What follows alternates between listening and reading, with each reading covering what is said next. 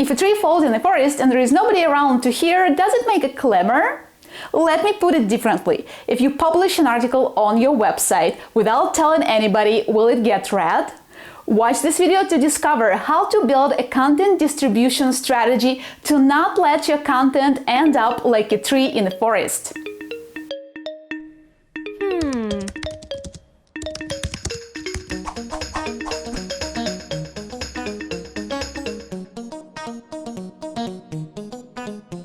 My name is Katerina. Every week I share a video on copywriting and content marketing to help you get better at your job. Subscribe to this channel so you never miss a new video. In this video we'll talk about what is content distribution, 3 channels for distributing content, how distribution differs from link building, how to build a content distribution strategy, popular content distribution platforms. Before we get into it, let me ask you a question. Do you distribute content after publishing? What's your most common content distribution platform? Let me know in the comments below and let's talk about it. Now let's dive in. What is content distribution? There is a reason why content marketing has the word marketing in it. If you just create content without distributing it, it's just content, not content marketing. Successful blogs don't get built on tons of content. Instead, they get built on a strategy that answers the question of how to get content into the hands of the right people at the right time and in the right way. In other words, content needs a distribution strategy.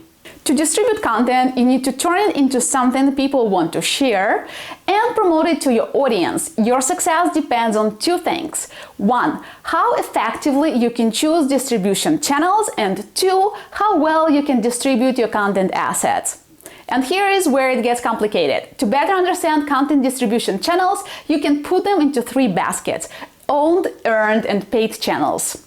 Owned channels. These are the channels that belong to you, your website, blog, and newsletter. You may also include social media profiles and communities to your owned channels, but to be fair, they are more rented than earned. Owned channels include anything that you've created and have full control over. And since you don't control data and experience on social networks, they aren't your owned channels. Let's see a few examples. My owned channels are my website, blog, and newsletter. My YouTube channel, a channel on Telegram, a page on Instagram, and my Medium account are my rented content distribution channels. Sephora and Nike are great examples of brands that have built their own communities on their own websites. By offering a way for people to exchange their experiences and connect with others, Sephora and Nike create value for their customers beyond the products they sell. What type of content can you share on your owned channels? Blog posts, case studies, ebooks, white papers, courses, templates, checklists, infographics, webinars, videos, podcasts. Anything you want, your owned channels are your main content marketing assets and you need to prioritize them in your strategy. By developing your owned channels, you can increase traffic, build brand awareness, and convert your audience into customers. It's more work to develop your owned channels than to buy ads on Google, but the rewards can ultimately be much higher. The pros of your owned media include: easy to track and measure, works as long as your channel works, very cost effective if done right, brings great results. Cons: hard to create, even harder to run consistently, doesn't provide immediate results, expensive, requires SEO, doesn't provide any guarantees. While earned channels are your property and you certainly need to invest in them, it's pretty hard to attract the audience, especially at the start, without going out there to get the exposure on the earned and paid channels. Earned channels. Earned channels refer to public relations and word of mouth. These channels don't belong to you. You earn them by writing guest posts, building relationships with your social connections, asking bloggers for product reviews, sharing content with influencers, figuring out content promotion tactics, and getting in touch with journalists for press coverage.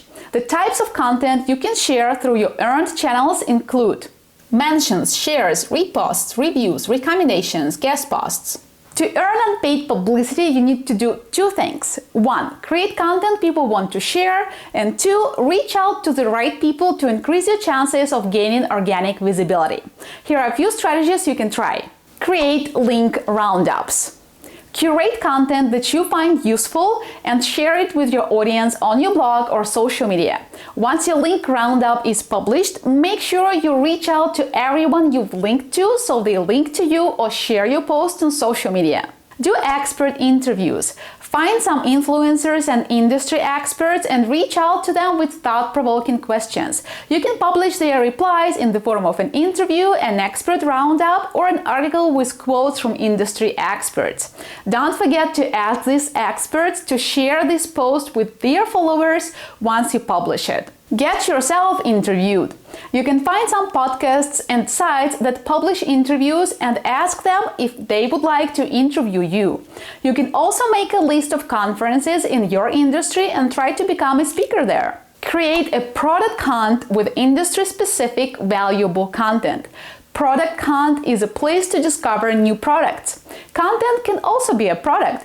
You can create a curated list of resources, tools, and products, or even package a piece of content into a book and promote it on Product Hunt. Create a microsite or a side project focused on a specific idea and geared towards your audience. Here are a few examples of what it might look like. How Much to Make an App is a mobile app cost calculator built by a digital product studio. Blog Topic Generator is a HubSpot tool that helps find ideas for blog post headlines.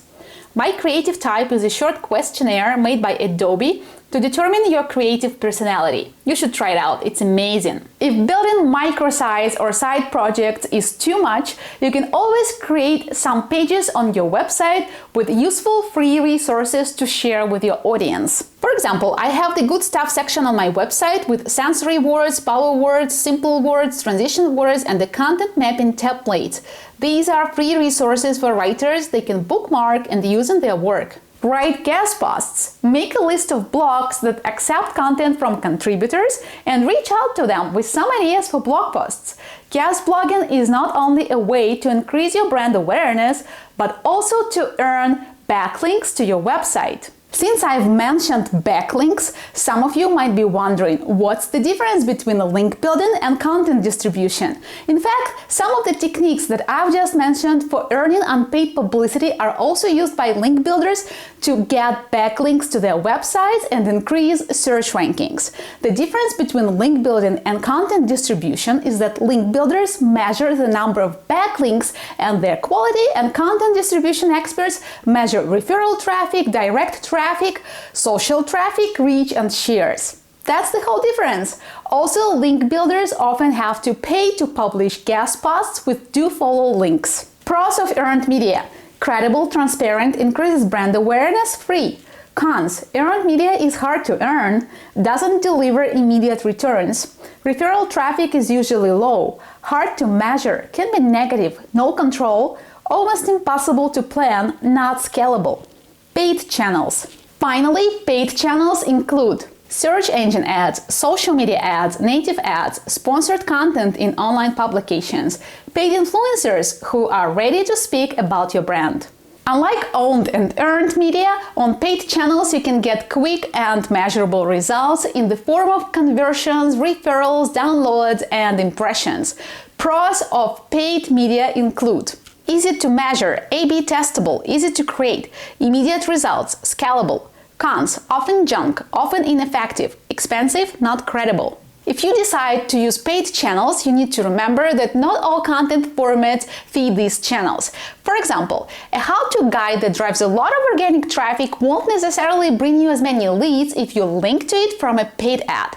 A PPC landing page where the visitors land after they click on a PPC ad, on the other hand, is more likely to convert visitors into customers because these people are ready to buy. You need to take into consideration the funnel stage to decide on your paid promotion tactics. And this brings us to the next question. How do you build a content distribution strategy? It's a complex question that deserves a separate video, but let's talk about it really briefly in 7 steps. Step 1. Learn about your audience to define where they can be reached most effectively. Step 2. Research content channels and platforms where your audience consumes content to define content types and formats that can be shared on these platforms. Step 3. Make a list of all channels that can be used to promote your content. Step 4. Look at your existing content and see if it can be repurposed to share on other platforms. Step 5. Create a new content plan and specify where each new content idea should go. Blog, Facebook, Slack, Quora, Medium, or a third-party blog. Remember that one piece of content can be shared on several platforms, but you need to respect the platform, meaning you need to repurpose your content to fit the expectations of the audience there. Step 6. Define the KPIs to track. For example, metrics for the content shared on your own channels can include traffic, rankings, downloads, and conversion rates. Your own channel metrics can include likes, shares, referral traffic, and the number of backlinks to your website. And your paid channel metrics can include cost per click, conversion rates, referral traffic, and impressions. Step 7. See how your content is performing and define the content pieces and channels that bring the most traffic and attract the most leads. Tweak your strategy based on this data. 10 popular content distribution platforms. Finally, let's talk about some platforms where you can distribute your content. Social media. Content that you publish on your own channels can be shared on social media, but because people expect different things from different social media networks, you need to repurpose your content to feed these expectations. For example, Instagram is a visual platform. People come there to relax and have fun. Don't overcomplicate the images that you share on Instagram. Make them interesting and fun. Twitter's character limit can be very restrictive, but you can repurpose your content into a Twitter thread. This format allows you to expand on a point and get into some storytelling. For example, a step-by-step guide can easily translate into one step per tweet thread. You can also share the most important points of your video, podcast, or blog post via Twitter threads. LinkedIn. LinkedIn's audience is less receptive to the whimsy of Facebook or Instagram. People come to LinkedIn to discover content relevant to their careers or to make themselves visible to their potential partners, employers, or employees. Content that works on LinkedIn includes work opportunities, career advice, and business inspiration. Facebook. Facebook is a versatile platform where you can share videos, images, and short-form textual content. I would recommend using Facebook groups to share valuable content and Facebook ads to boost your posts.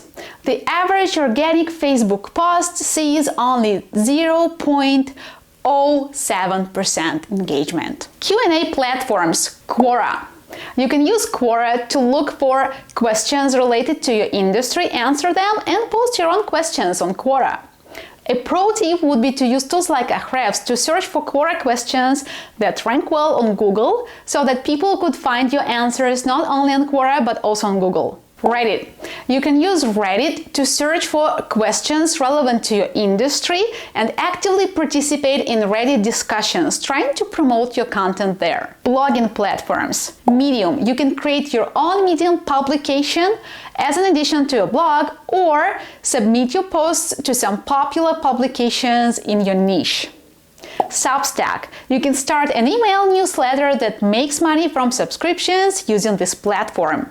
Communities. Slack list is a collection of Slack communities across different industries. You can use it to find chat groups in your niche, to participate in group discussions and share relevant content. Product Hunt is a place to find new products. As I've already said, content is also a product. You can package your long-form content into a book and promote it on Product Hunt. So there you have it. Here are a few content distribution highlights that you need to remember. Focus on creating valuable content. Prioritize owned channels in your content strategy. Be active on the platforms where your audience can be reached most effectively. Experiment with paid channels to see which ones bring results. Always be on the lookout for new content distribution channels. Don't be afraid to share stuff. The more you give, the more you get. If you have any questions about content distribution channels and platforms, or you want to see more videos like this, just post a comment underneath this video. Don't forget to give this video a like. I've got more content coming out every week, so you definitely want to subscribe to my channel for more useful stuff on copywriting and content marketing. I also have daily writing tips on Instagram, so make sure you follow me there too. All the links are in the description below. I'll see you next time with a new video. Thank you for watching. Я Катерина. До зустрічі!